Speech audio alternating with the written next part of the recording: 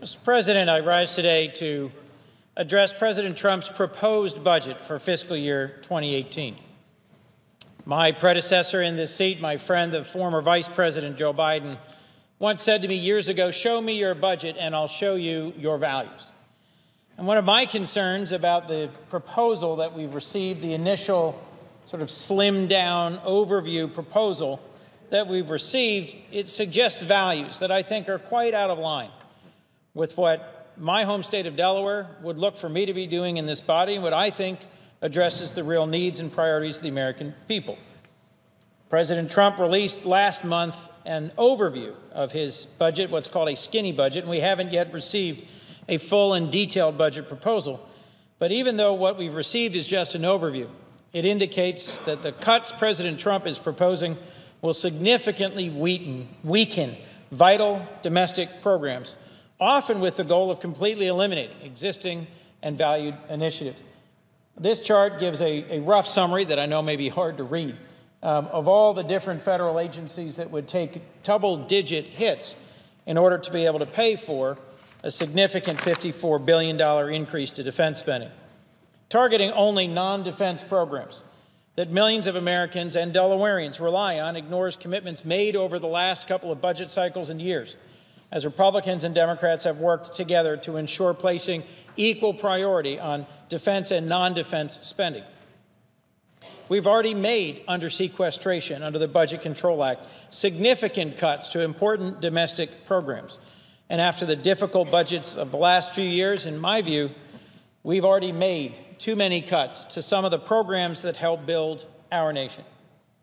To be clear, I'm as passionate as anyone in this body about supporting our armed forces, particularly when they're in harm's way, and particularly as we continue to conduct operations against ISIS in Iraq and Syria.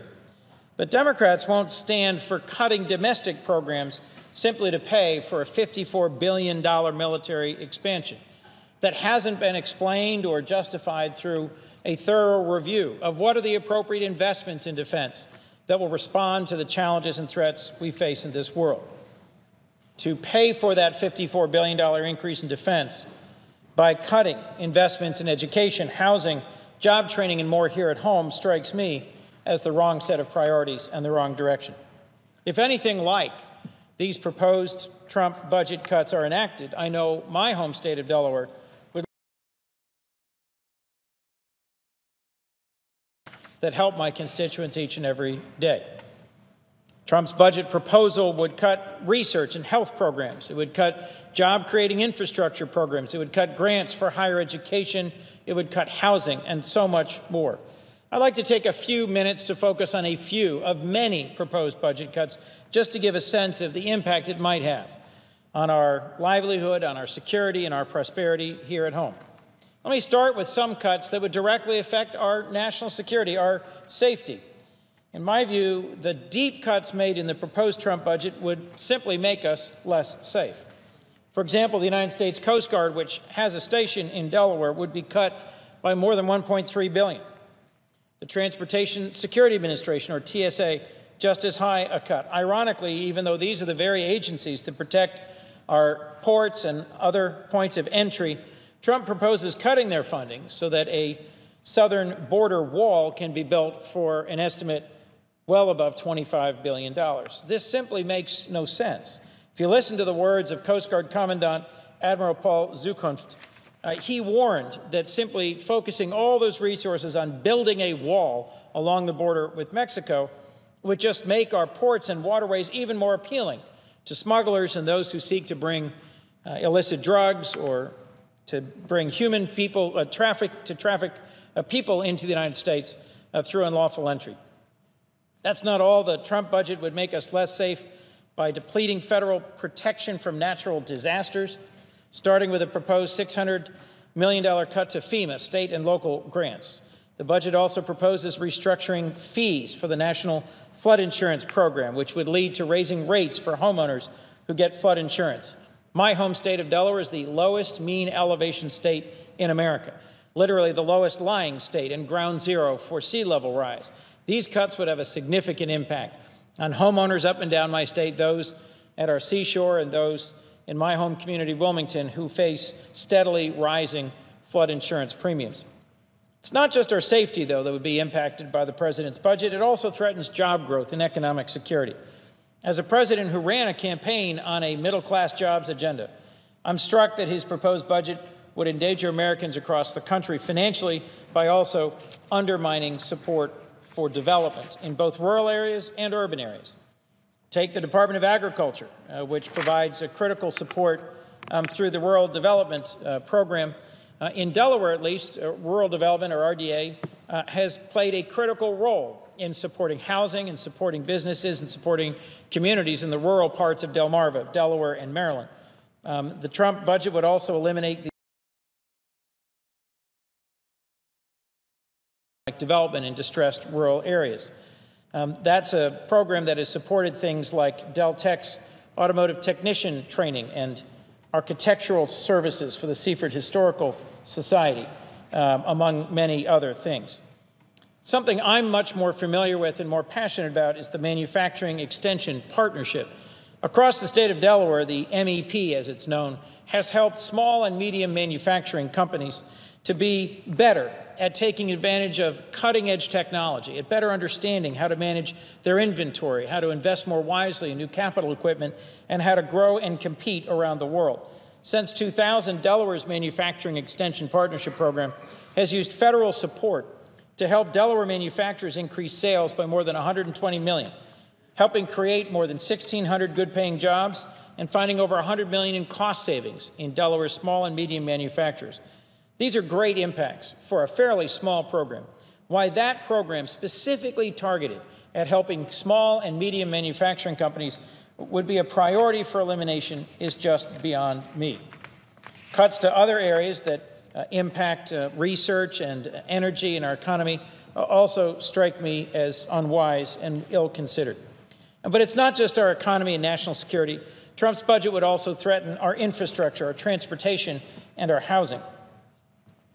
As a Delawarean and someone who rides Amtrak almost every day between Wilmington and Washington, just about every day that we're in session, I know how important our passenger rail system is for the Northeast as well as for connecting the rest of our country. Amtrak's long-distance routes are critically important to the nation's economy and to sustaining passenger rail as a nationwide federal service. Yet as our competitors around the world are investing billions of dollars in high-speed rail and in efficient rail networks that connect their whole countries, President Trump's proposal would eliminate all federal funding for Amtrak's long-distance routes. Another effective federal program that has made a difference in my home state in infrastructure is the so-called Tiger program, which invests in a whole range of infrastructure options, highway, transit, rail, and port, by leveraging private capital and supporting competitive, innovative solutions to infrastructure challenges. The Tiger program has supported projects like a new regional rail transportation center at the University of Delaware, taking advantage of the former Chrysler rail yard and the significant new growth we're seeing at the University of Delaware's Star campus. This is an investment that'll have several multiples, that'll leverage private sector benefits by promoting economic development, accessible housing, and multimodal transportation choices in the area. Many of my colleagues have similar experiences in their states about the impact of the Tiger Grant program. In the last year, it had a demand nearly 20 times the available funding. Yet the Trump budget would again eliminate all federal funding for this vital transportation infrastructure program that creates jobs and helps to leverage private sector investment. There are so many other programs on the chopping block, it's hard to even begin to touch on them.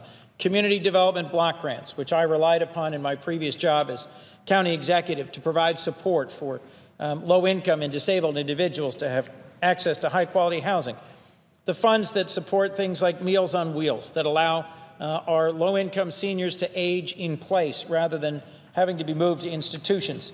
And many other programs through the Federal Department of Housing that has a positive impact in communities up and down my state, from Newark and Wilmington to Dover and Seaford. If you take the U.S. Department of Agriculture's rural water and wastewater loan and grant programs, these too would be eliminated entirely. These programs are critical to ensuring rural communities can access funds to support safe drinking water and sewer systems. Many communities in southern Delaware rely on rural water funds to ensure safe drinking water supplies for the families that live there. As I've suggested, the list of potential cuts to programs goes on and on. Let me move to some impacts on the environment briefly. The Chesapeake Bay is one of the world's largest estuary systems, and Delaware is a state that borders on the Chesapeake Bay watershed. Economists insist that there are nearly $1 trillion worth of economic value to the Chesapeake Bay watershed, yet the Trump budget cuts nearly half of the funding for the EPA to allow states to get grants that will help improve air quality, to clean up contaminated hazardous waste sites and remove lead from drinking water. Delaware alone would lose $3 million in these helpful initiatives. There are millions of Americans that rely on many more programs listed here: AmeriCorps, the Low-Income Home Energy Assistance Program, the Corporation for Public Broadcasting, the Africa Development Foundation, and many more, all eliminated in this budget in order to prioritize a focus on our military and defense. But what the President, I think, doesn't understand is that we cannot maintain our status as a global leader with just defense and military alone. We need to ensure that a complementary strength exists in our development and diplomacy programs, which are less than 1/10 of our spending on national defense. I recently had the opportunity to see the impact that USAID and our programs to assist the hungry and needy around the world can make in stabilizing fragile states and preventing them from becoming failed states.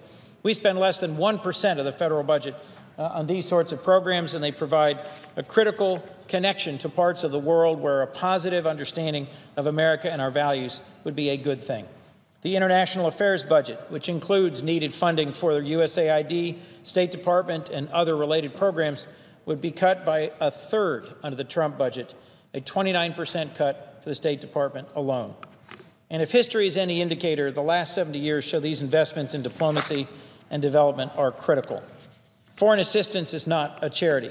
It serves a humanitarian purpose, but also makes us stronger by promoting American values around the world, by building coalitions that isolate our adversaries, and by helping make millions or tens of millions less susceptible to terrorism and to extremism around the world.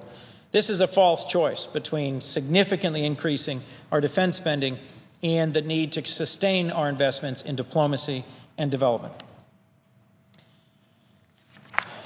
I hope my colleagues and constituents will take time to think about the many different federal programs that I've briefly discussed in these remarks about the proposed budget, and all the different ways that these federal programs have invested in our quality of life, in our national security, and our economic prosperity. Many of them are scheduled for elimination under this budget. As I've heard both Republicans and Democrats say in press interviews and on this floor, though, no president's budget is adopted without change. It is my hope that this budget will be set aside and that the folks who represent our states here will begin anew the process of building an appropriations path forward that actually protects our country, protects our livelihood, and invests significantly in sustaining and saving the very best of these programs that have benefited my home state and my constituents for so very long. Thank you, and with that, Mr. President, I yield the floor.